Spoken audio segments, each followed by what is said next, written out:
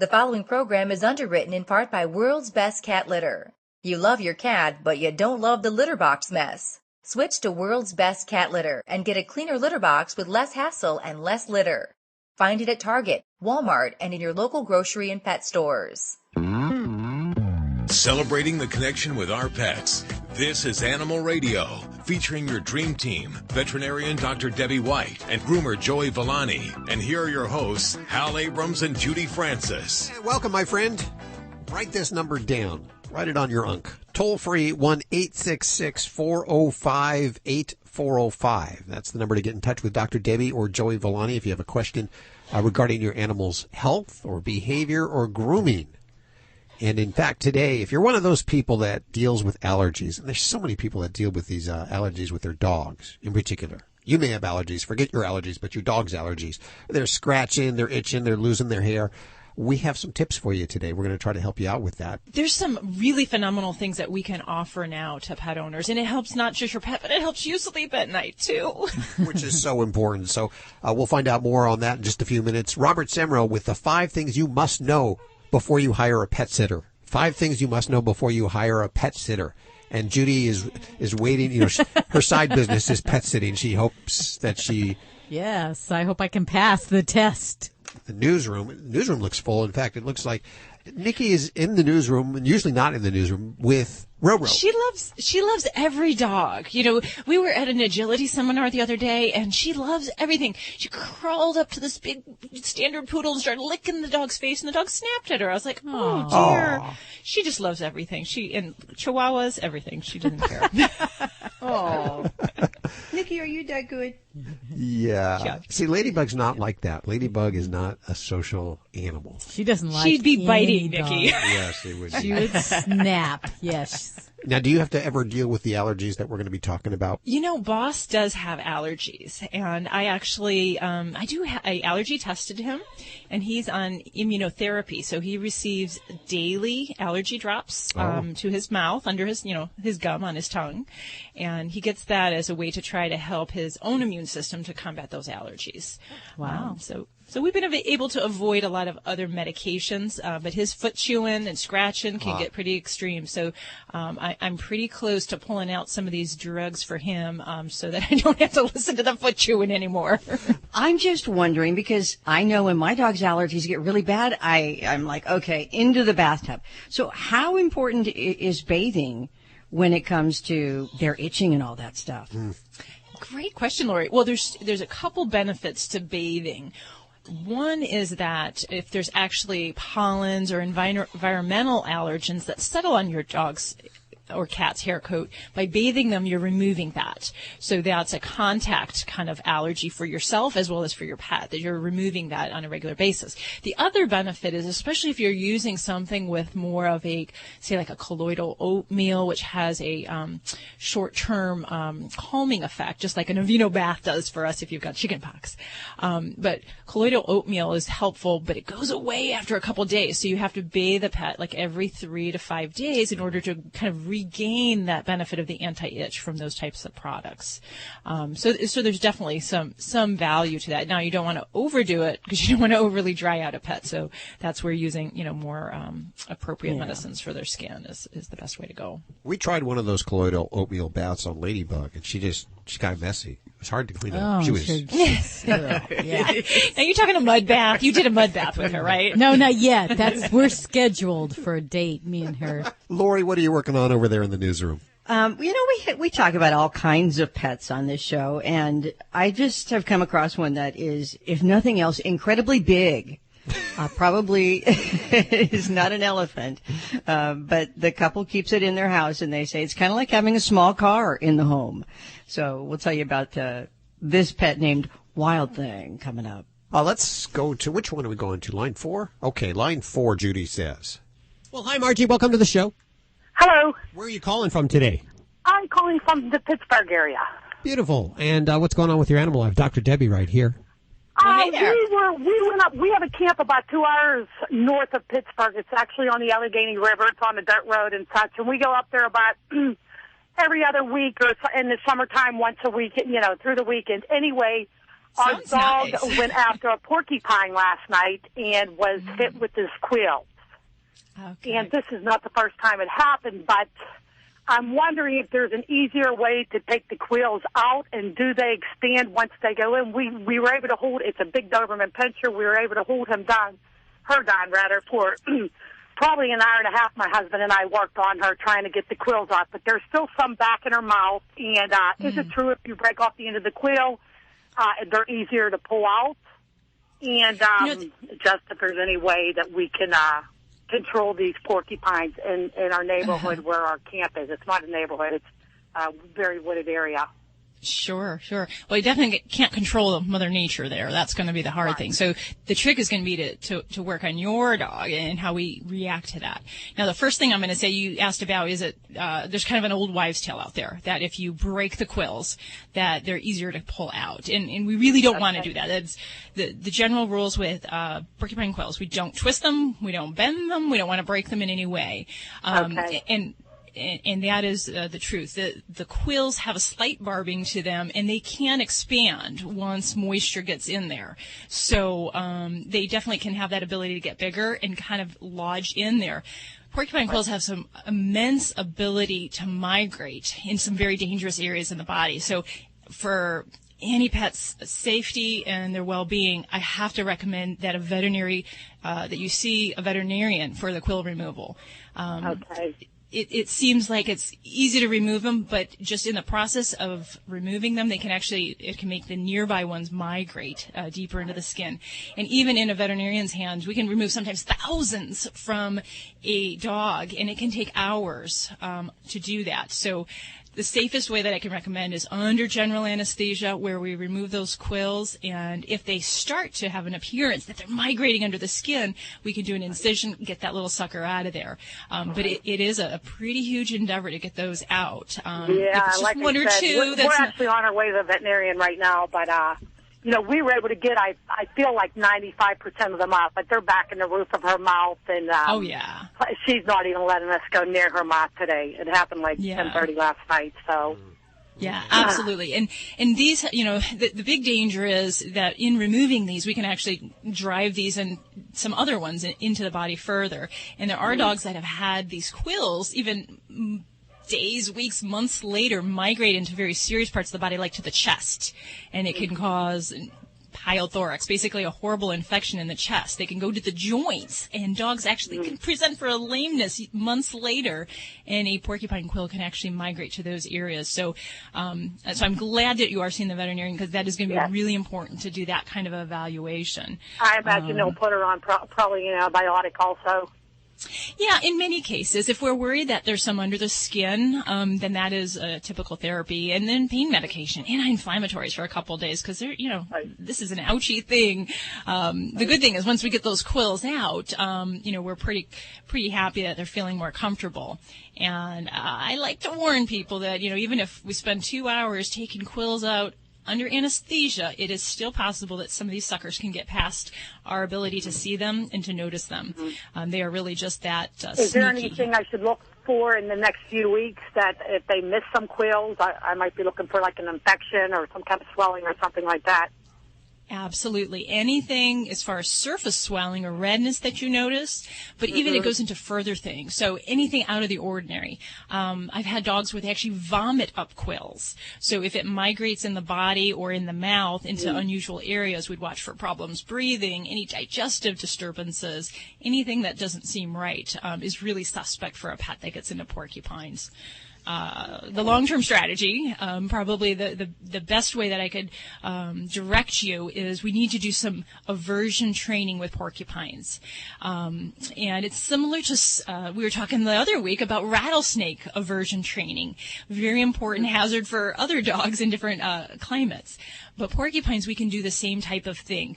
Now, you can't control the wild critters, but in many cases, you might want to check with folks that do dog training in your area, or even those that do hunt dog training, because they often have to deal with this on a regular basis of dogs are used for hunting to leave the porcupines and those kind of critters alone.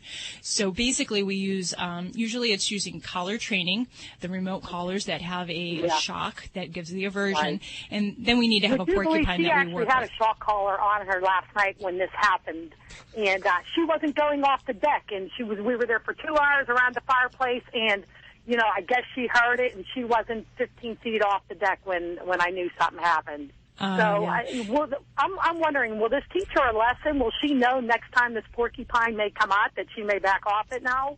She might, but a lot of times it's a repetition thing, and that's why when we get into the aversion training, you really need to have the porcupine in controlled environments, and then to go through the repetition of just walking near the porcupine where they can pick up the scent or the sight of it, and then they get the aversion, the negative reinforcement for that, so that she can get it in her head. I just don't want to get near these things, the very sight or smell of them. Would you happen to know any of the laws about trying to remove a porcupine or kill it, or are you, because like I said, this is right behind her camp. He's been there for a couple years, and we've had this experience before with other dogs. So I'm just saying you can train them somewhat, but I'd love to be able to remove it. Yeah, I'm going to tell you that you're going to waste your efforts if you're trying to get rid of the porcupines in the area, because, wildlife, they have definitely different abilities to have different areas where they live, and you're not going to be able to seek them out and really, move them or get them out of the area. So I wouldn't even waste your efforts on that. Really focus on your dog and how you can train your baby to not go to those areas and to not go after the porcupines, because otherwise you'll drive yourself crazy. You got to teach your dog to not like those porcupines, so that even if you get rid of one. I have her. We normally walk her about 4 miles almost every day in wooded areas, even at my house, for on the trails and. Whatever. She's wanting to go after squirrels and groundhogs and whatever else are out there. But I bet you after the 4th time she won't do that again. Four times with the porcupine, I'm thinking she will have learned her lesson. You would hope so, but you just can't underestimate the dedication and the drive that dogs have when they see a critter running the other way. You just don't put it past them. Call the Dream Team now at 1-866-405-8405. This is Animal Radio. We can't tell you why Canine Caviar is the only alkaline-based dog food, but we can tell you alkaline is proven to minimize the risk of renal failure and pancreatitis, reduce scratching, cellular degeneration, and disease, keeping your furry friend youthful and healthy longer. And those are the reasons we can fit into this short commercial. But by visiting caninecaviar.com, you'll see exactly what we do to make a better food for your dog. Try the one and only alkaline dog food risk-free. Canine Caviar. I am the family dog, and it's that time of year again. The one where pet parents start looking for Fido-friendly hotels and destinations where Fido is welcome. Make no bones about it. Pets are part of the family, and we like to sniff out new places too, and we hate to be turned away, especially when we're on our best behavior. So we won't be left out in the cold. Be sure to pick up a copy of Fido Friendly Magazine to find the best hotels and destinations where Fido is always welcome. Go online to FidoFriendly.com and subscribe today. You're listening to Animal Radio. Call the Dream Team now at 1-866-405-8405.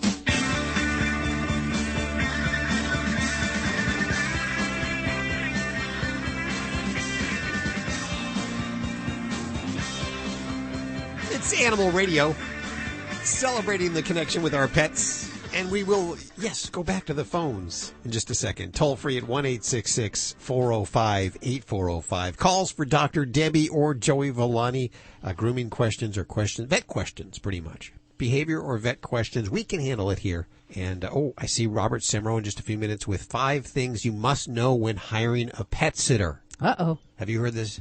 No, I'm curious to see if I can Fit pass in? all 5 things. Up to the muster. Yes. Okay. We'll see in just a couple of minutes. Lori, what are you working on over there in the newsroom? Well, if you're, anything like me, you've got 6 dozen dog toys laying all over the floor. And we're going to tell you about one of them to make sure that, this toy that has been recalled is not in your, collection of dog toys? Because it could be dangerous. Yeah, I heard about this, so you should be listening, especially if you're one of those people like me who just gets every dog toy that I can find on the shelf. Yeah. That's on the way in just a couple of minutes. Let's go to the phones for Dr. Debbie right now. We have Debbie. Hey, Debbie, how are you doing? Oh, I'm pretty good. And yourself? Good. Dueling Debbies.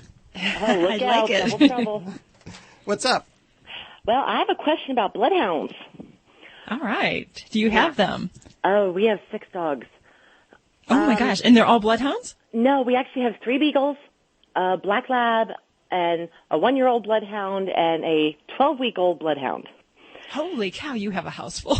Yeah, plus a 2-year-old, a 4-year-old and a 6-year-old. Oh, my gosh. Yeah, God help us. Yes. But, so what's going on with your dogs then? My husband wanted to know, are bloodhounds always that affectionate? Because our oldest bloodhound, she is like a lover. It's funny because we'll be cooking, and my husband will actually put an apron on her, and she looks like she's cooking in the kitchen with us. Oh, my gosh. So when you say what's she doing that she's so affectionate? She puts her paws on you and constantly she hugs you. Oh, my goodness. Well, I mean, as a breed, they are a very loving, gentle breed. She may be taking it a little bit too far, perhaps, especially with the jumping, because that can be an undesired attention-seeking behavior that a lot of dogs do just because they want us to be close to them, to be involved, paying attention to them. But in general, yeah, I do find that a lot of our bloodhounds are, in addition to that wonderful baying that they do, now, our there are other big also known because the 12-week-old bloodhound we have, we actually got her from a breeder in Ohio. And I guess her eyelids are brushing her eyes. Ooh, yeah. They can have some real problems with that, where they can have their eyelids surgery rolling. Actually tomorrow, on Tuesday for it. Okay. Are they just doing an eye tacking? I believe so. Okay. So we're talking about entropion, which is where the eyelids roll in and actually the hairs will scratch against the corneal surface, causing injury and ulcers. So in a very young pup, just under, just a couple of months of age, often we'll just do a tacking, which is just kind of a quick suturing technique where we just kind of pull the lid and just suture it to the skin lower so that it kind of rolls away from the eye. And this hopefully will give us some time as she grows into her skin folds so that once that kind of expands and her face grows, we won't hopefully have the same problem. But some dogs do go on later to end up needing more permanent solution and permanent surgery. Okay, and what's your opinion about doing stem cell transplants on dogs? For what purpose? Our black lab, and I swear, all of our dogs must find our house because they have disabilities, and we put all this money out and fix them. But our black lab, at her shoulder, they said there's a growth plate that never fused together. And when she walks bow-legged. Well, she had surgery, and they rounded out those bones at her shoulder, but they said now she has arthritis really bad, and she is on Desiquin and fish oil, but they were talking about doing stem cell.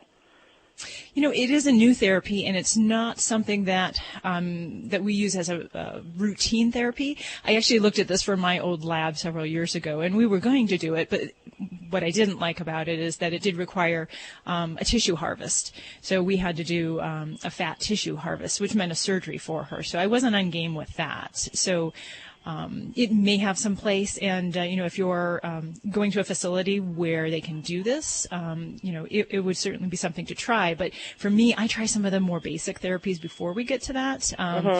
Laser therapy can be a wonderful thing for all sorts of different arthritic joint type disorders, and I use that just about every day in my practice for pets, not just post-injury, but also those with chronic arthritis or chronic orthopedic injuries. Yeah, because she did so that could be the water really therapy, and she's on Desiquin and fish oil, but they said if they do the stem cell, that's something she might need done over and over again, and they wanted $1,500 just for one time to do it.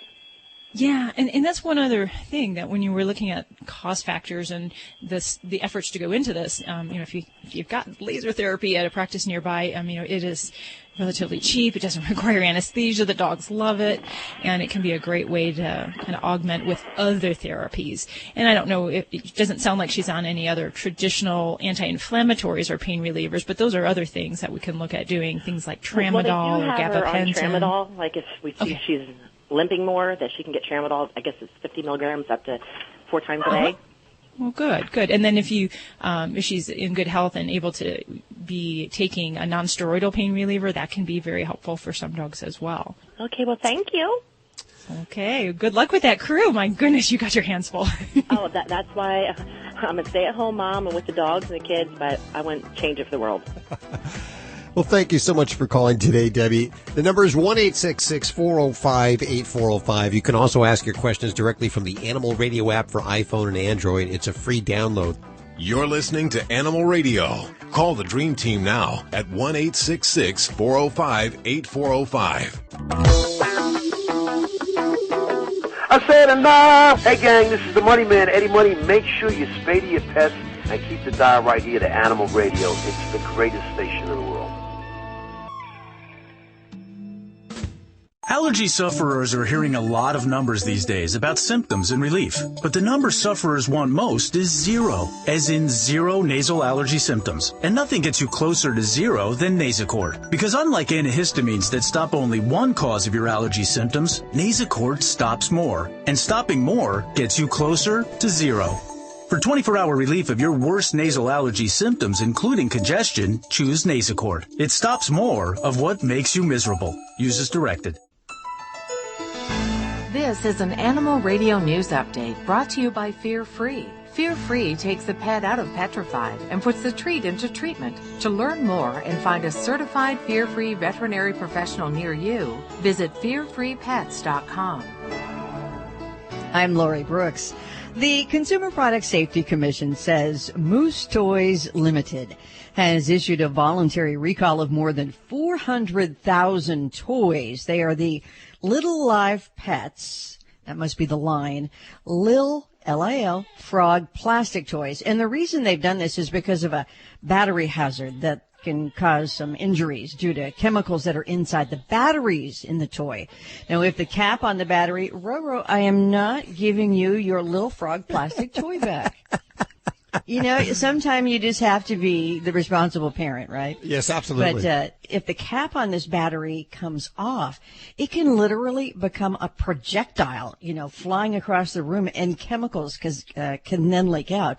But the company has also received 17 reports of battery-related injuries, leaking chemicals, and the cap did indeed become a projectile. Who makes this toy? The toy is made by Moose Toys Limited, Ltd. Okay. And of those 17 reported injuries, 2 of them resulted in emergency room visits and doctor visits for eye irritations due to the chemicals that were in the batteries. So at this point, only the Little Live Pets Lil Frog and the Lil Frog Lily Pad. Yeah, you try and say that 5 times fast. The Lily Pad, which is sold in pink, blue, and green. Only those models are being recalled. This might help, though, if you had shopped at any of these stores. They were sold at military exchanges, Target, Toys R Us, Walmart, and Amazon between August of last year and just last month, February. You can tell Roro's heartbroken. So. Yeah, I would be too. My toy got taken away. Letting you know. I didn't think, you would think that if it had a battery in a toy, I guess you don't really give many of those, or I haven't, to dogs. I have never actually seen one, so this is new for me, but I'll be keeping an eye out now. Well, you can only imagine some of the incredibly insane and unusual things that the Customs and Border Patrol protection agents confiscate while they're on duty at the nation's airports. And at D.C.'s Washington Dulles International Airport, now one of those unusual things they can add to their list are horse genitals. Horse genitals? Yeah. Yeah. This was about a month ago. They just came out with this release. The CBP at the airport confiscated 42 pounds of horse meat. But of that, 13 pounds of it was horse genitals, and it was being carried in by 2 women who had flown into the airport from Mongolia. And so, they're doing their routine business, questioning and search for agricultural items at this point. And the CBP specialist found the horse meat, which they say was hidden inside of juice boxes. Plus, they also found 3 liters of yak milk. Yeah. Can you imagine trying to get that? But one woman said that the horse meat was for medicinal purposes. And authorities do admit that, often people travel with food products that are normal to their culture, but are indeed very unusual in our eyes. And by the way, that's not allowed in. Horse meat, not allowed in the U.S. unless it is certified by the country that it came from. And specifically, horse meat from Mongolia is prohibited because of concerns exposing diseases to U.S. livestock. Yeah. Well, what about that yak milk? Is that legal here? Can we drink that yak milk? I don't think it's a problem getting the milk, but they weren't as concerned about the yak milk as they were with not even so much the horse meat. I mean, which could be a danger to U.S. livestock, but the horse genitals, they said that was just, I guess, a new one to them. Yep, me too. Well, as the saying goes, and these stories are not connected, everything is bigger in Texas. For example, only in Texas would you walk into someone's home and be greeted by a 2,500-pound pet buffalo. That's right, buffalo. And this guy, the buffalo, his name is Wild Thing. He's been living in his human parents' house since he was only a 3-month-old calf, which must have been adorable. And he is treated just like he should be as a member of the family. Ronnie and Sharon Bridges even gave Wild Thing his own bedroom, where they say he likes to watch cartoons. They also let him eat at their dining room table. I can't imagine. I mean, what would he eat? I don't know. It's like I can't even fathom this. But they say they are okay with him wandering in and out of the house whenever he pleases. But they say it is a little bit like having a small car in the house as well. Although Wild Thing does his best not to damage his parents' home. Dad Ronnie admits that there have been a few close calls. Like one time something spooked Wild Thing. Who knows if it was a loud noise on TV or a thunderstorm. And this incident happened and Wild Thing spooked and he accidentally ran off. But as he was running off, you see them lower their head. Well, he lowered his head to where he actually picked up his dad on his head and he's running around the house and continued running around as Dad is holding on to Wild Thing's horns. Could have been very ugly, and do not try that at home, okay? Yeah. What if he misses his litter? He's probably potty trained. How absurd does that sound?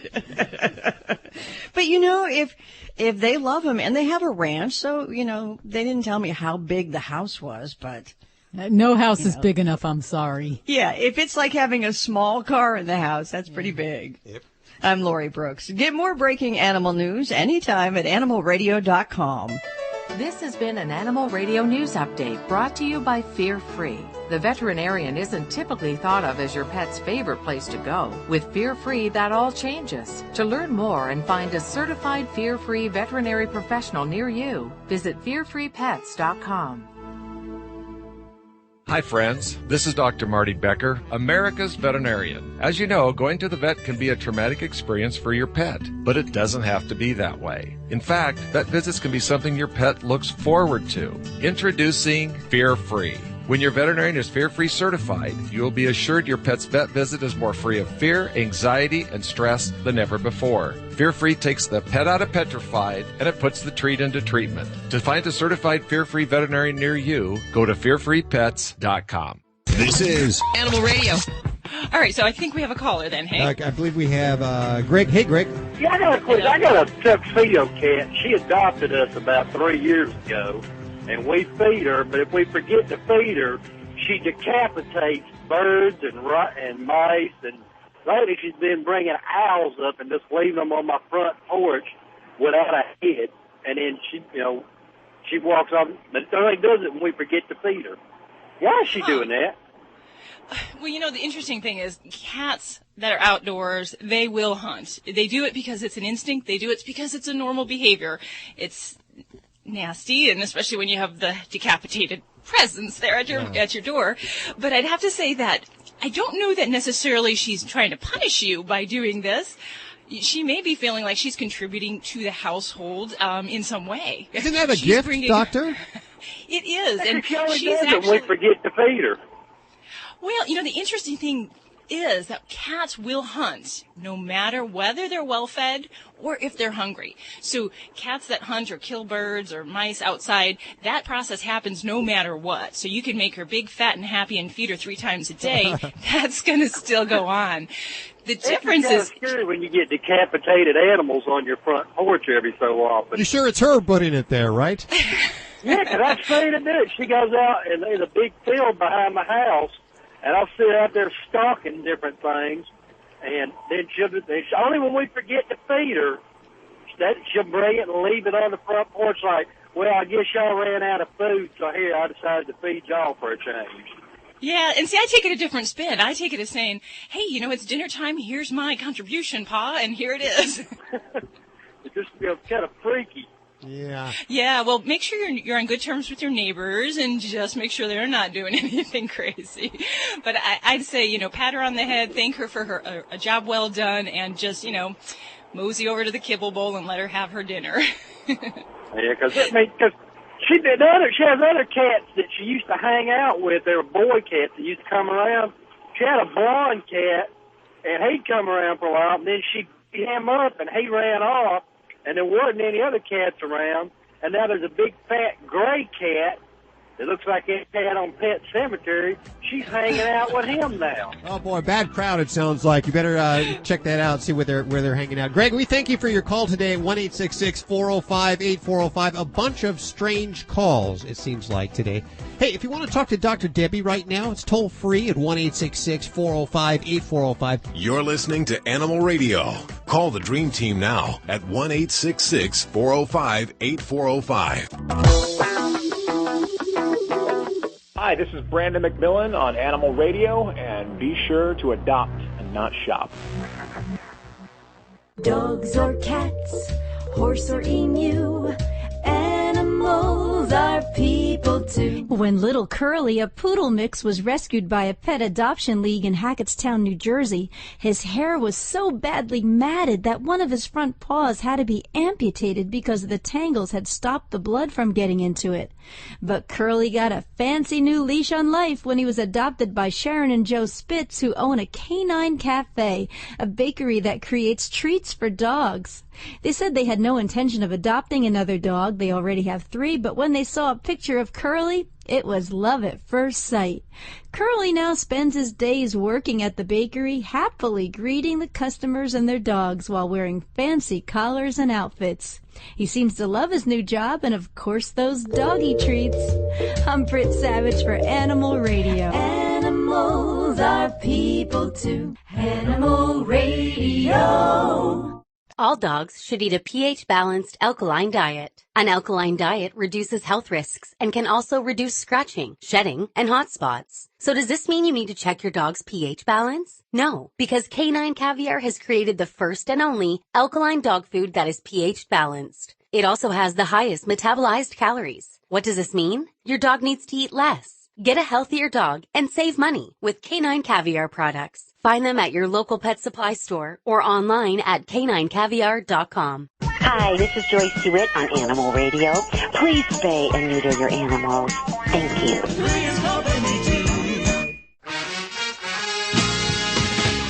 Let's head back to the phones now. Toll free at 1-866-405-8405. This one for Dr. Debbie. We have Joe on the phone. Hey, Joe, how are you doing? Good. Just waiting for Debbie. Well, she's right here. We're all here. You got the whole team. Oh, good. I hope she can help. All right. What can I do for you there, Joe? That cat of ours, it just stinks, from the poop.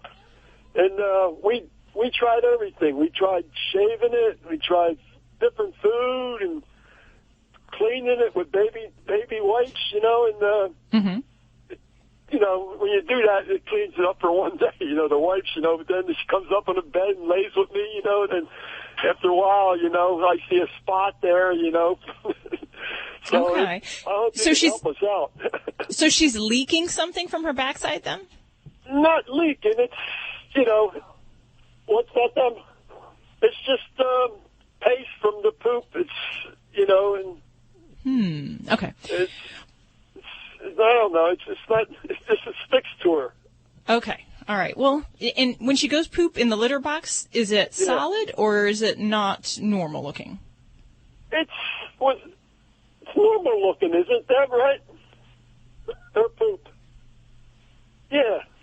The poop test in cats is pretty easy. If it's easy to scoop and it doesn't kind of go icky all over your scoop, if it was easy enough you could pick it up with your 2 fingers, then that's a solid poop. Anything less than that, if it looks like soft serve ice cream, is abnormal. We call that diarrhea of some form. So if you think your kitty's poop is solid, but there's still a really nasty odor and there's stuff that's kind of on the backside down there, then I have a couple questions for you. First thing I want to ask you is your kitty overweight? She's a big cat. Not a little bit overweight, but not aggressively overweight, but a little bit, yeah. Okay. So the reason I ask that is there are kitties that because they're overweight, they can't actually turn around and do their normal cleaning functions. And that's something that is just a simple matter of hygiene for some cats if they're a little portly around the middle. So some cats can't. When I see her clean back there, she can't reach all the way back there, She reaches in front and not farther back. Okay. Well, that answers my question then. You got a portly gal there. I'm sorry to report to you. But yeah, so that's probably part of the things. But the other things that I would be curious about, and if she was in front of me that I would be checking her out, would be a couple things here. Number one is I'd want to check a stool sample for parasites.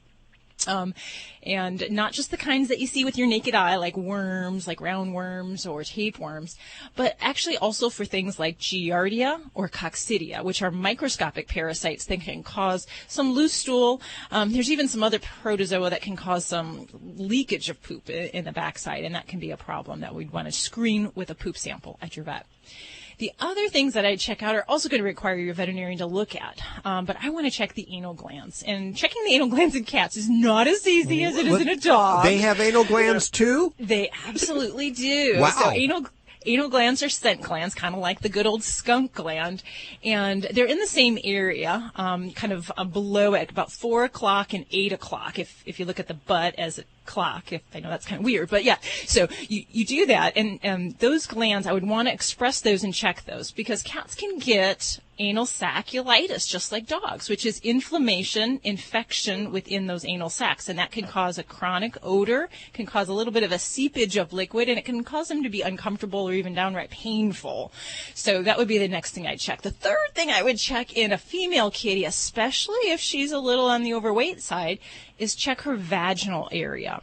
And I commonly see heavier female cats that can have basically just skin fold dermatitis around their vaginal area.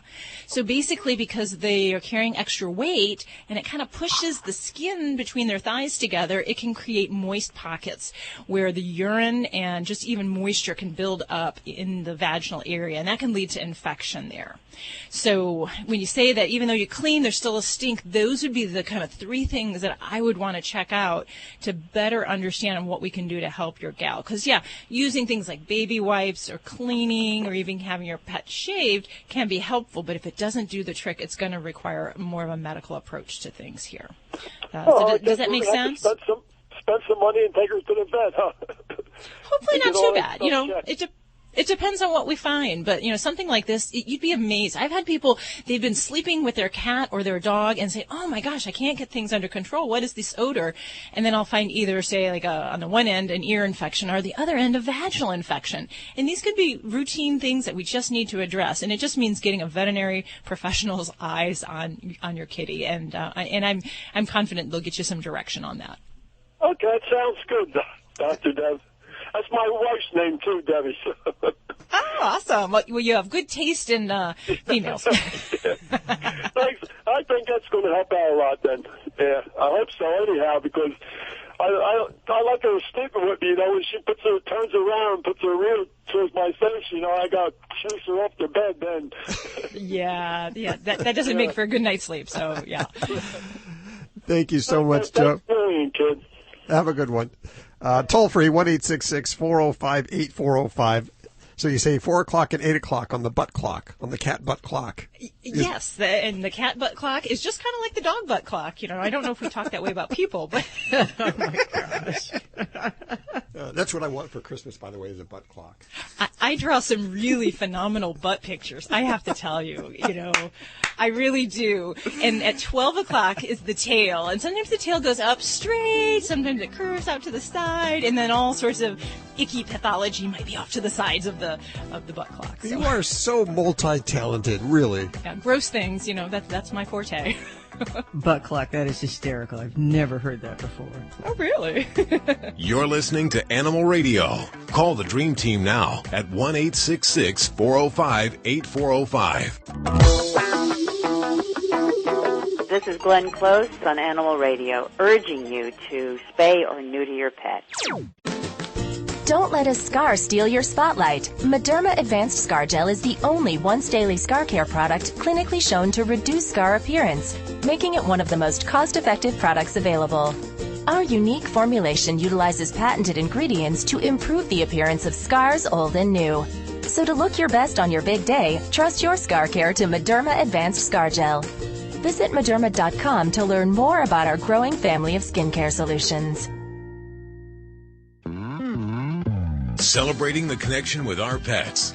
This is Animal Radio, featuring your dream team, veterinarian Dr. Debbie White and groomer Joey Villani. And here are your hosts, Hal Abrams and Judy Francis. If your dog suffers from allergies, or cat, or flamingo, I guess, or really any of your animals, but mostly your dog and your cat, there are some great new medicines on the market. In just a few minutes, Dr. Marty Becker will be back to tell us about these that really our very own Dr. Debbie's been talking about for months now. Yeah, no, I'm a big fan of a lot of these things, and people just don't know that there's new things out there that can help, and you don't have to rely on the old things that you did a decade or two ago. You don't have to let your animals suffer anymore. So that's around the corner in just a few minutes right here on Animal Radio. And what are you working on over there in the newsroom, Miss Brooks? Well, when I was in school, and did you guys ever use the excuse that the dog ate your homework? All the time. Okay. I always did my homework. What do you mean? I did too. I never tried that one. But there's a guy in Florida who's trying the excuse, my dog shot my girlfriend. Oh. We'll have that story coming up. Right. This is for I'm real. telling you. Okay. Yeah. That's on the way in just a couple of minutes. Let's hit the phones. Toll free 1-866-405-8405. Don't forget, you can also ask your questions from the free Animal Radio app for iPhone and Android. And the iPhone one has just been updated. I saw you actually, Judy, playing with it the other day. I'm guilty. You're guilty. You can send us your audio. You can send us your questions. You can send us the sounds that your animals make. We'd love to hear those, especially in our off time. And let's go to Kevin. Hey, Kevin. Hello. Where are you calling from today? Rio Grande, California. Well, just down the street. Listening on KVEC. Thank you so much for listening. I have the whole team here. What's going on? So we have this issue with our chocolate lab. He's about 9.5 months old, and he was losing hair on his left eye, around his eye. And so we took him in. They thought it was mangey mites initially. And they prescribed a flea medicine that was supposed to clear that up, but it wasn't the mite. They did a culture to test for ringworm. It wasn't ringworm. They did a biopsy. Of course, this all took weeks to do all this. Turns out he had a staph infection. Okay. And so they put him on antibiotics, which does seem to slowly have been helping, but they also prescribed another medicine because my concern is he itches a lot. Like he scratches and in the morning sometimes he's coughing. So the doctor said to put him on Claritin, and then the last time he actually prescribed a medication called prednisone. Prednisone, okay. Prednisone, yeah. And when I was reading some of the side effects of prednisone, it said it could stunt growth, and I guess it's a steroid. So I was a little concerned about prednisone.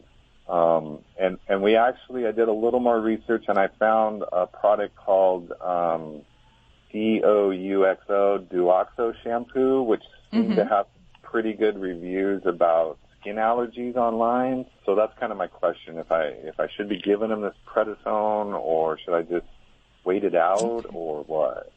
Okay, great. Well, I see a lot of Labradors in my practice, and I will tell you, at a dog of his age, a couple things come screaming out to me. Number one is what they've already alluded to is skin mites. So mites are typically most common in puppies, young dogs, or those that are immune suppressed from something else. So that means their immune system doesn't quite fight them off as another dog. There's different types of mites and different types of treatments. So I'm not sure what specific type that the veterinarian tried. Sometimes I will treat for mites even if I don't see them on a skin test. And that's an important thing for people to realize, is that sometimes we'll get a negative test, but it doesn't mean an absolute, it couldn't be that.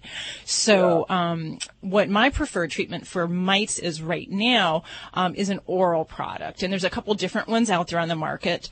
One goes by Bravecto, the other's NexGard. And those are flea tick medications, but they have been shown anecdotally, so meaning it's not created, this drug wasn't created for it, it's created for fleas and ticks, but it has been shown to help cure different types of skin mites. So that's how we gave him Bravecto. That was the first thing that we gave him. There you go. And that didn't clear it up. Okay, so for me that's a big thing. Now, if there was infection at the same time, we have to treat infection as well. So if that was going on and that was treated and it didn't get better, the really big thing that just comes screaming out to me as you were telling me your dog's kind of history there is a young Labrador under a year of age with itchiness that does not treat effectively with mite treatment or flea treatment. Really, I think of allergies. And allergies as a kind of a whole catch-all term. So there's seasonal allergies, which are kind of like the inhalants, the molds, the pollens, the things around the house, the dust mites, things like that. And then there's food allergies. And in a young dog, especially Labradors, the youngest dog, Labrador I've diagnosed with food allergy was 6 months of age. So I would really encourage you to see your veterinarian about a good hypoallergenic diet. And for me, this means not just going to PetSmart or going to a pet store and picking up, I'm going to go grain-free, or I'm going to pick up this special organic diet. There's a lot of medicine, there's a lot of science that goes into this. So trust your veterinarian when they say, hey, I would like to put your dog on either. And number one is a hydrolyzed protein diet, or number two is a novel protein diet. And those are two different kind of schools of thought when we try to address food allergies. But for a young dog that just itching is not under control, getting them on a diet like that and nothing else often can do the trick. But it's not a quick fix because food, proteins, and allergens kind of linger for days to weeks. So we have to try this kind of strategy, give it a good month to 2 months to see how we're doing, and control the itch in the meantime with other means. But that would be my really big wish for your baby, is to get this baby on a hypoallergenic diet. And you'll be amazed. I have dogs that we've done all sorts of medicines, and sometimes these heavy-duty things like prednisone, which, yes, it's a steroid. It suppresses the immune system in other ways, as well as suppressing that itch.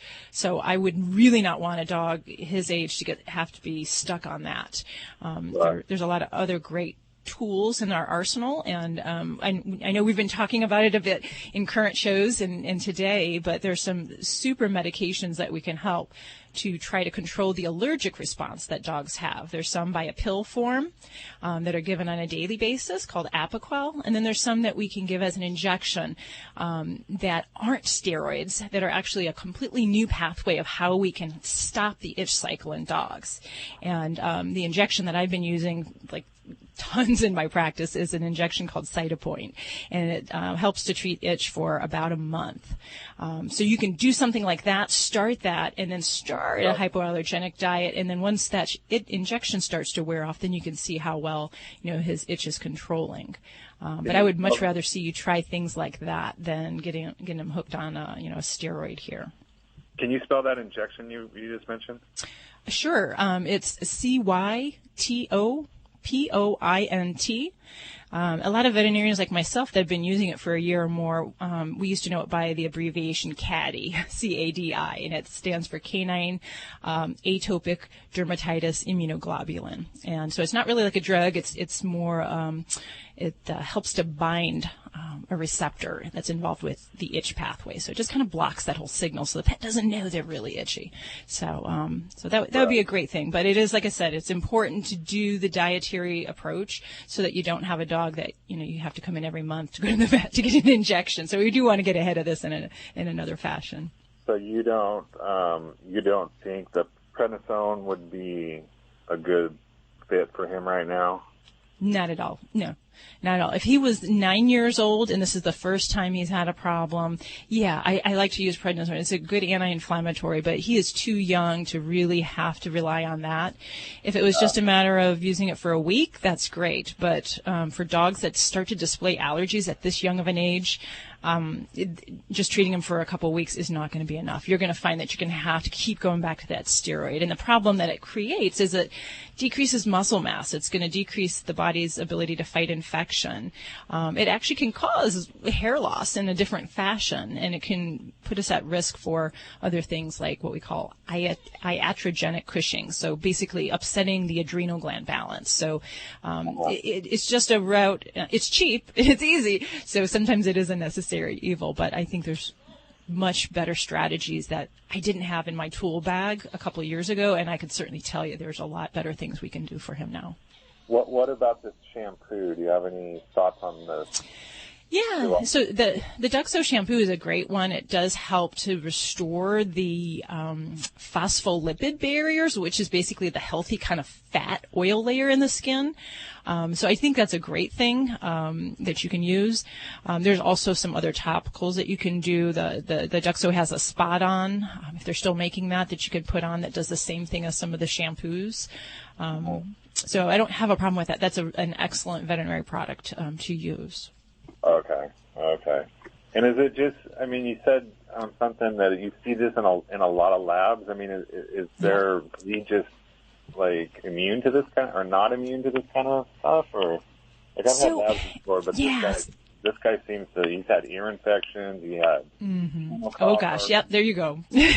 So, yeah, Labradors, especially chocolate labs, are probably the most common allergy patient within the breed that I see, as the chocolates tend to have a lot of the problems. So it is a little bit of an inherited tendency, but some of it is really just, just like you or I, you could be allergic in spring and I could be allergic in fall, and, our relatives may never have a problem. So I got you. Okay. Yeah. Hopefully that'll help you there, Kevin. Give us a call back. Let us know how it works out, which path you decide to go down. Okay, I appreciate it. Thank you. Take care. Toll free 1-866-405-8405 to reach out to the Dream Team right now. Well, this healthy serving of Animal Radio is brought to you by the grain-free Red Barn Naturals canned food for dogs and cats. Always made in the USA with natural, functional ingredients to support your pet's optimal health.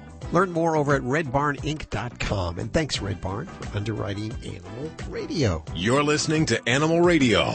Call the Dream Team now at 1-866-405-8405. This is Animal Radio, baby.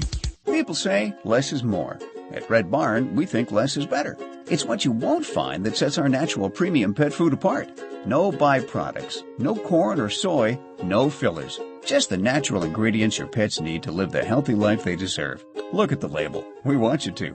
Red Barn Naturals Pet Food. Simply the best. Find it in your local pet specialty store. Red Barn canned food for cats and dogs is grain and gluten-free. Hi, everybody. This is Frankie Avalon, and I love Animal Radio. Keep listening. You're listening to Animal Radio. If you missed any part of today's show, visit us at animalradio.com or download the Animal Radio app for iPhone and Android. It's Animal Radio, celebrating the connection with our pets. You do the moonwalk so well. Thank you. You're very, very talented. I know. I got rhythm. There's a lot of talent around me right now.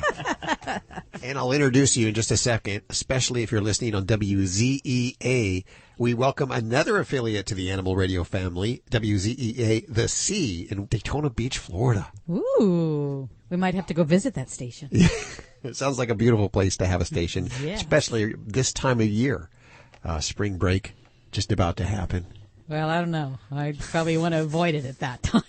Let's see. Before we head back to the phones, I was going to introduce you. Judy to my left. if you're listening in Daytona Yeah, Beach. all this talent around you were talking about. Yeah. In the newsroom, that is Lori Brooks. Joey Villani actually in the break room right now, and he'll answer any questions about grooming. And then, of course, we have Dr. Debbie over here. Sometimes she comes in with her dogs. I know Lori always comes in with her dogs. Judy, you always come in with your dogs. So there's a whole studio full of animals here. And they all get along. Better than the humans sometimes. Yeah, most definitely better than the humans. Get out of my way over there. What are you doing? Lori, what are you working on over there in the newsroom? You probably heard about talk of a link between cats and schizophrenia, but it's not that common. But Really? there is a new study out on this supposed connection that they have delved into much further, and we'll tell you what they found out. Yeah, I think it was about a month ago or maybe 2 months ago, we had an author on who was talking about parasites and different parasites that our different animals have. Yeah. And the cats with toxoplasmosis. Is that it? Toxoplasmosis. Exactly. Yeah. That's the one. Oh, Yeah. how you're such a good student. And that's the one that's supposed to make you schizophrenic, right?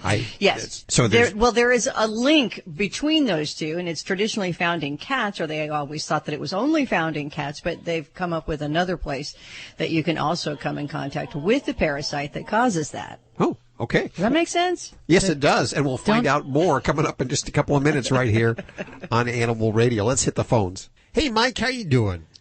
I'm doing well. Where are you calling from today? I'm in Memphis, Tennessee right now. Beautiful Memphis. What's going on? Well, I got a question. I drive a truck, and I have he's a 7-month-old Jack Russell Dachshund Cross. Oh. And, yeah.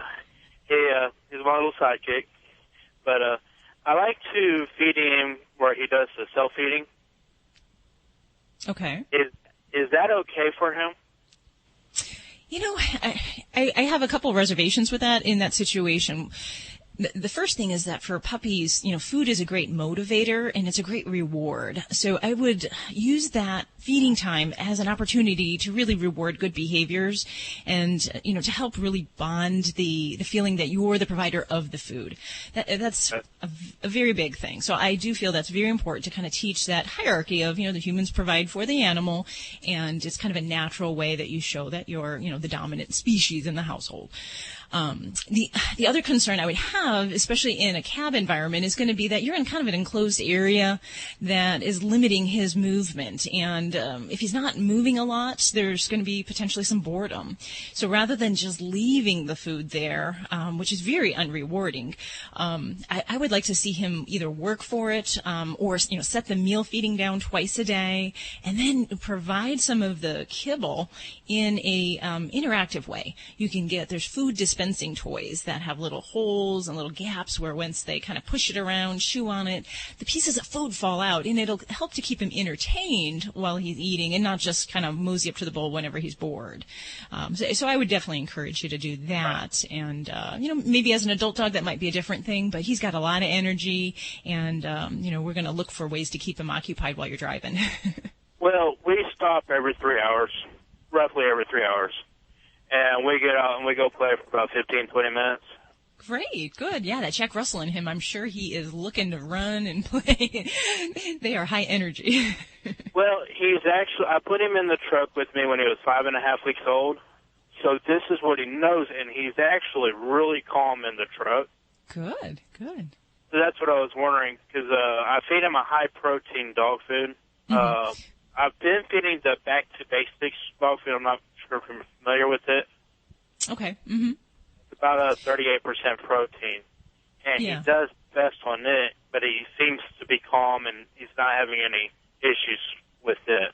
Well, good. And that's the big thing, is really watching his body condition. Is, you know, if he's not, you know, burning off as much calories and all that energy, then we don't want him to get portly. We don't want him to get chubby. And as he's getting to 7 months and older, you know, we're going to have to start talking about making sure you're gradually transitioning into an adult food as well. So, but I think that's all good. It sounds like you're on top of it, getting stops along the way, getting his exercise. I commend you for that, because that's hard for folks who drive truck, is to stop, get out, and let the doggies run around and spend some time. Right. He's only I would say about 9 pounds right now. Mm-hmm. And he doesn't put on very much weight. And he only takes a few bites every once in a while, and he'll go lay back down or go play, and then he comes back, gets a few more bites. Well, he may be one of those kind of dogs that some dogs are truly grazers and they're more like cats and they just nibble through the day. For me, I like to kind of establish that once they hit adulthood, whether they're going to settle into that kind of pattern. But sounds like you got a good pal there for you for driving with you. And give him a pat on the head for me. All right. Thank you so much for your call. This is Dr. Debbie at Animal Radio. Give us a call at 1-866-405-8405.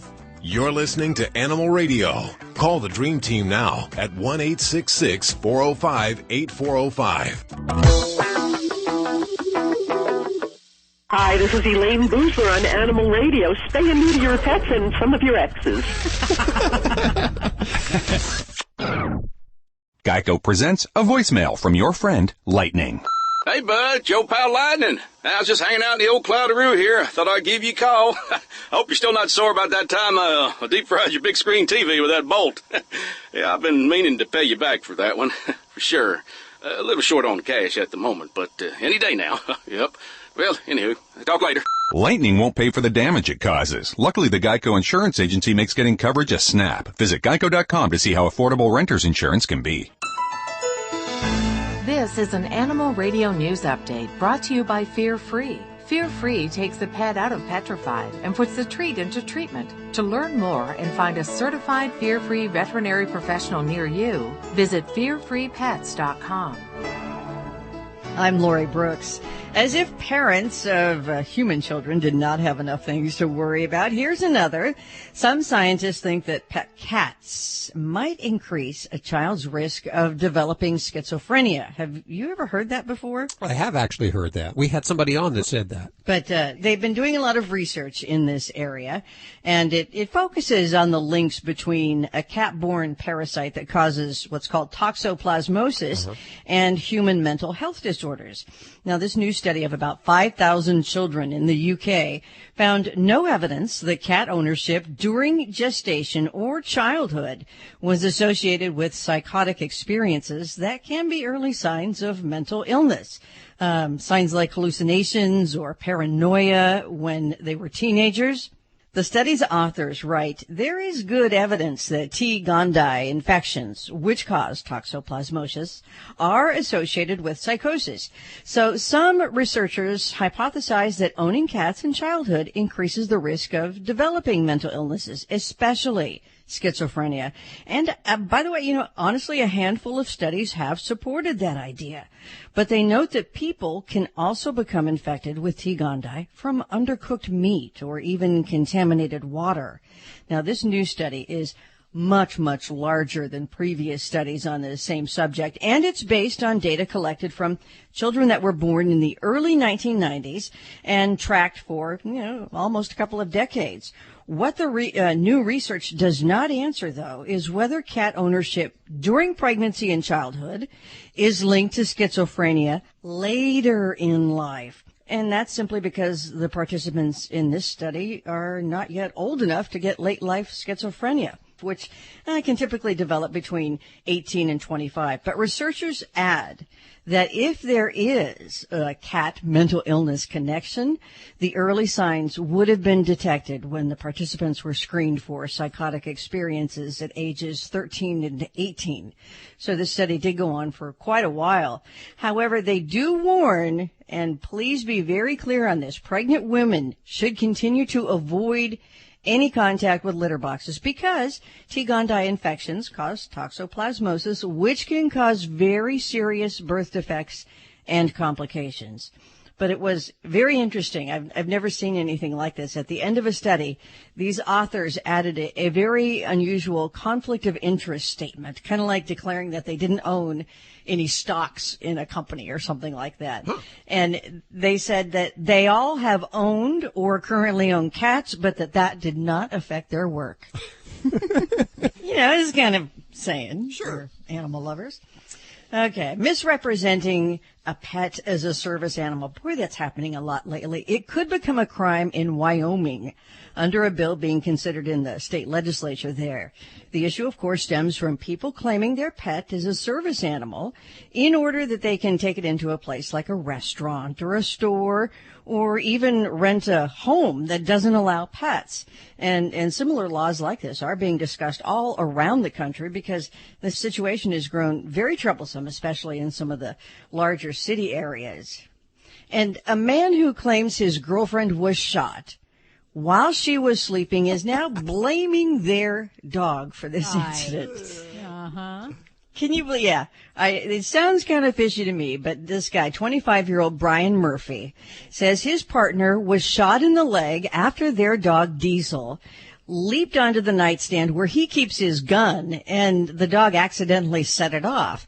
As he explained to Jacksonville, Florida police, the dog woke him up that night, so he decided, the dog's awake, I'll take him for a walk. Sure. Well, they returned. Yeah, Diesel ran ahead of him down the hall into the couple's dark bedroom where his girlfriend was soundly sleeping, and then he saw a flash that was, accompanied by a very loud noise, a bang, and realized that the girlfriend was injured, but it was in the leg, a long way from the heart. She is expected to make a complete recovery. Oh, good.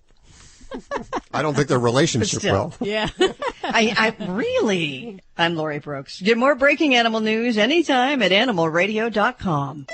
This has been an Animal Radio News Update brought to you by Fear Free. The veterinarian isn't typically thought of as your pet's favorite place to go. With Fear Free, that all changes. To learn more and find a certified Fear Free veterinary professional near you, visit fearfreepets.com. Hi friends, this is Dr. Marty Becker, America's veterinarian. As you know, going to the vet can be a traumatic experience for your pet, but it doesn't have to be that way. In fact, vet visits can be something your pet looks forward to. Introducing Fear Free. When your veterinarian is fear-free certified, you will be assured your pet's vet visit is more free of fear, anxiety, and stress than ever before. Fear-free takes the pet out of petrified, and it puts the treat into treatment. To find a certified fear-free veterinarian near you, go to fearfreepets.com.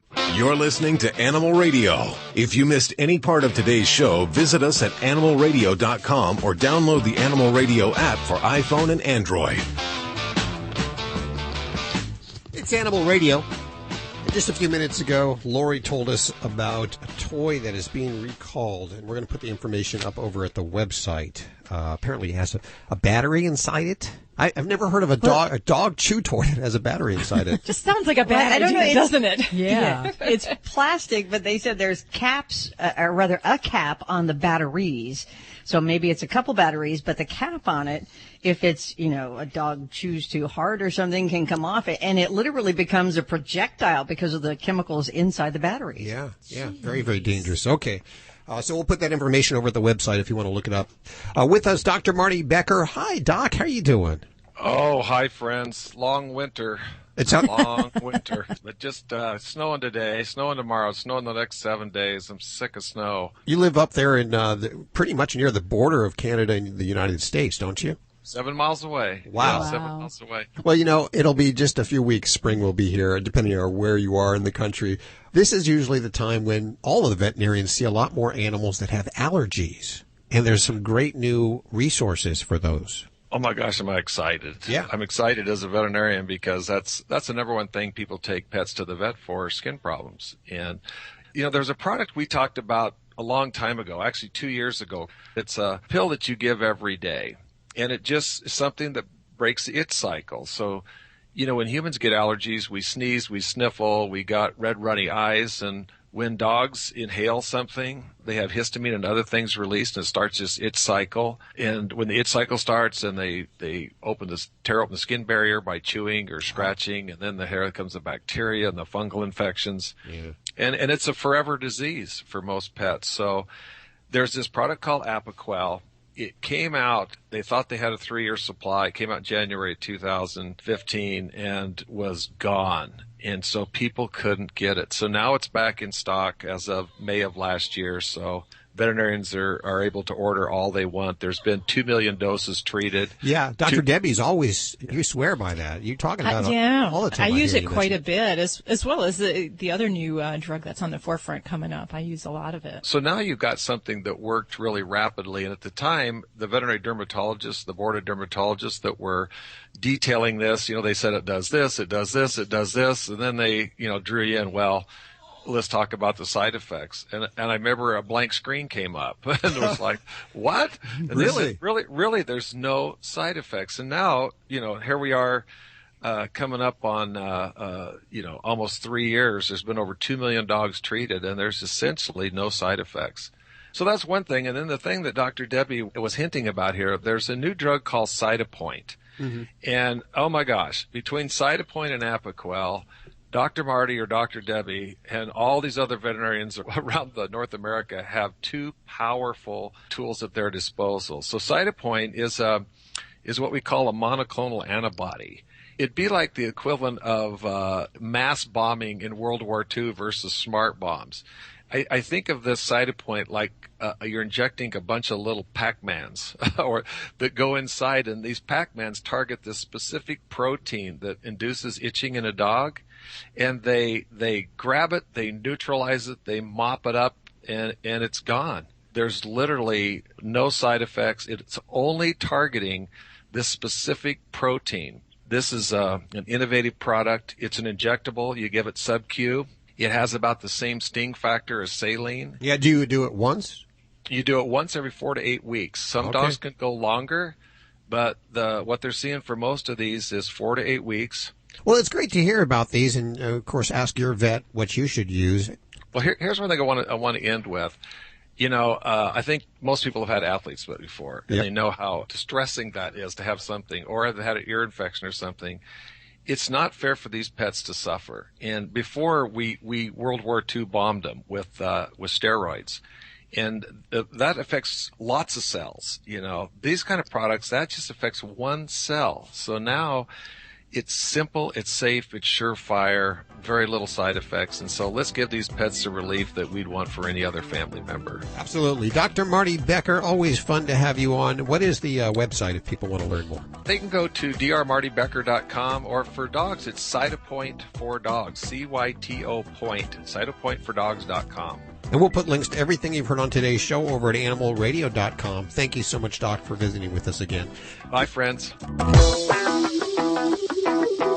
You're listening to Animal Radio. Find us at animalradio.com. Log on, learn more. Hi, it's Alan Cable. We got a call on Animal Radio about what to do if your dog jumps on you. That's a common problem. Let's talk about it. First of all, let's review. Your dog learns mostly everything from watching you. Your body language, your behavior. Let's say your dog does something wrong and you're upset about it. A lot of people think, oh, look at him. He knows what he did. He looks guilty. Unless you catch your dog doing something you don't like right then and there and make a correction, or ignore him, he has no idea what you're upset about. He just looks guilty because you're upset and your body language is telling him that. He doesn't understand what you're saying, but he does recognize the tone of your voice is not being happy, and your body language and movements tells him the same thing, so he looks guilty. Again, unless you catch him red-handed, he just knows you're not happy, and that's why he looks like that. He doesn't actually know what he did wrong. Now, dogs jumping on people is a very common thing. Some people don't mind it, and some people don't like it, and that can cause problems and misunderstandings for a dog. It has to be either one way or the other. He can't jump on some people and not on others. They simply don't understand that. It's too complicated. So if you don't want your dog to jump on you, he can't jump on anybody, and you're going to have to tell people, no, I don't want him to jump on you. It's okay, I don't mind. No. He's not allowed to jump on people. Some folks will come along and prod the dog to jump on them. Come on, boy, up. Well, you've got to put a stop to that and make sure he understands the rules. First thing to do is pay no attention to your dog for 15 minutes to a half hour when you come home, and the same amount of time when you leave. Make it a non-event. This way your dog won't get excited when you come or go. When your dog does jump on you, immediately turn around, show him your back. Don't talk to him, don't look at him, don't pay any attention to him. And do it several times. Just don't give him any attention at all if he jumps on you. And wait for him to either mellow out and sit or walk away. Then tell him, good dog. Now, it's going to take time and patience, but your dog's going to learn that jumping up on people is just not okay. He's also going to learn that he gets attention from you when he's mellow and calm and not excited and anxious. So to review, if your dog's jumping on you, it just means he hasn't learned not to. Don't let a scar steal your spotlight. Mederma Advanced Scar Gel is the only once-daily scar care product clinically shown to reduce scar appearance, making it one of the most cost-effective products available. Our unique formulation utilizes patented ingredients to improve the appearance of scars old and new. So to look your best on your big day, trust your scar care to Mederma Advanced Scar Gel. Visit Mederma.com to learn more about our growing family of skincare solutions. Hey folks, this is Jackson Galaxy. You're listening to Animal Radio. Please do everyone a favor, spay or neuter your animals today. You're listening to Animal Radio. If you missed any part of today's show, visit us at animalradio.com or download the Animal Radio app for iPhone and Android. It's Animal Radio, celebrating the connection with our pets, and we welcome to the airwaves Sanjay Gupta. Sanjay is a serial entrepreneur, an advisor to the Fortune 100 and the Forbes 50 billionaires. A serial entrepreneur. I don't have enough ideas for like a single idea. But to have somebody who does this over and over, we welcome him to the airwaves. Welcome, Sanjay. Thank you. Thank you so much for having me. You have a brand new book out called Perceiving Purpose. I like it. It's an easy read, but I think some of the ideas probably were inspired by a dog. Yeah, that's right. It was inspired by my basset hound, Cody, who strangely taught me a lot more about about philosophy than 25 years of philosophy and theology, which is a lot of reading, I have to tell you. You know, when I think about a dog doing that, a basset hound isn't the first dog that comes to mind. They're they're slow, they're kind of kick back, they're lazy, where other dogs are out and active. So I don't think of a basset hound first. I agree with that, but the thing with dogs is, and basset hounds in particular, is that they have this presence about them that makes them look very wise. So when you're looking at them, you get the sense that they have something going on back there. And they do. They probably do. So I started thinking about, well, what is going on with this dog?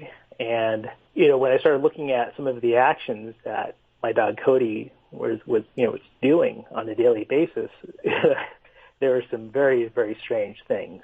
And one of the most unusual things that I observed about him, like, was when I took him out on a canoe trip one day. And this is a dog that would never do anything he didn't want to do. He didn't like going into the water, but when he got into the canoe, the first thing he did was jump into the lake. And for the life of me, I could not understand why he wanted to do that. And I started to realize that the reason why was because he perceived that black lake as being asphalt. Oh, surprise. Okay, so I use that as being the groundwork for how he perceived the world versus what he wanted to do with the world. And from that was where the book started. And I think that dogs actually are the one creature that we relate to really, really well, that actually do make sense of the world. And we just don't pay attention to how much they actually know. And I think that's sad, because look at how happy they are. Sure. They're always happy. Well, they don't look too deep for answers. A dog isn't looking into his life. Why is my life this way? Why me? Why they're very much in the moment. You know, one of the things I try to remind myself about is that I can't pretend to know what goes on in your head or in Judy's head, right? Sure. And when I was looking at Cody, I would love to think, what is that dog thinking about? And I think it's a really arrogant presumption for me to think, even as a human, could possibly know what God's creature is thinking. Absolutely. It's just not. So maybe this dog is actually very, very brilliant and knows something that I don't. And that's just something that I want to just turn the tables on in terms of my own thought process about how I look at the world. And that's what I encourage other people to do too with their own lives, is, look at things from a different perspective, not just from the one that you were maybe taught to look at. Sure. Before you leave, will you tell us what is the most important thing you've learned from your dog that you might be able to impart? Yeah, the most important thing I learned from Cody was that life is not at all what we could possibly have imagined it to be. And I know that when I picked him up at the pound, when he was 2 years old, he might have had some kind of conception of what his life at the farm was going to look like, when he was first born and raised there. Sure. But when he was dropped off at the kennel, I don't know if he thought that was where his life was going to end up, and then his life was going to transition into another life with me. Whatever preconceived notions that we have about how we're supposed to live our lives, I think we need to re-examine them. And I think he taught me that we have to abandon those preconceptions, because if we hold on to them too tightly, we will never, ever have the capacity to be happy. We just can't do it. And he gave me so much in that release that I can't thank him enough. I can't. The book is very inspirational. It's called Perceiving Purpose. The author, Sanjay Gupta. I'm going to put links to it over at the website. In fact, I'm also going to give away 10 copies right now, toll-free, 1-866-405-8405. If you're not lucky enough to get on through, you can get this off of Amazon, right? That's right. Yeah. Available on Amazon right now globally. And I thank you so much for having me on. I appreciate you spending time with us today. My great pleasure. The dogs just got up. You know what that means? They're telling us, take us out for a walk. You guys are done. Pay some attention to us. And we are indeed done. But if you need your fix during the week, head on over to animalradio.pet or download the Animal Radio app for iPhone, Android, and BlackBerry. It's been updated and upgraded if you haven't updated yet. And don't forget, if you have a Yorkshire Terrier, a Shih Tzu, a Pug, or a Mini Schnauzer, check out Dr. Debbie's books, How to Be Your Dog's Best Friend. They are Kindle books over at Amazon.com. And, of course, we have links from animalradio.com. Have yourself a great week. Bye-bye. Bye. See you next week.